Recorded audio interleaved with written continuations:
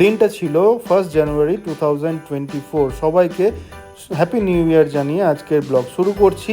তো আমরা আজকে গিয়েছিলাম পঞ্চলিঙ্গা মাহেশ্বরা টেম্পল, বেগুর লেকের কাছে।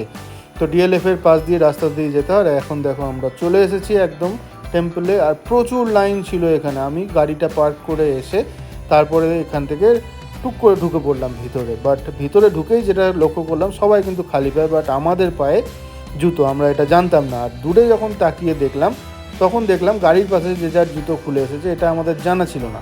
তো এরকম হাঁটতে হাঁটতে চলে এলাম মন্দিরের সামনে। মন্দিরের সামনে সাইডে জুতো আমরা খুলে মন্দিরের ভিতরে ঢুকে গেলাম। মন্দিরের ভিতরেও কিন্তু অনেক লাইন ছিল, বাট সামহাও কোনো রকমের ভিতরে ঢুকে এই যে এই গেট দিয়ে আমরা ঢুকলাম ভিতরে। তারপর ভিতরে ঢুকে দর্শন করে এখন আমরা প্রসাদ নিয়ে বেরিয়ে যাচ্ছি।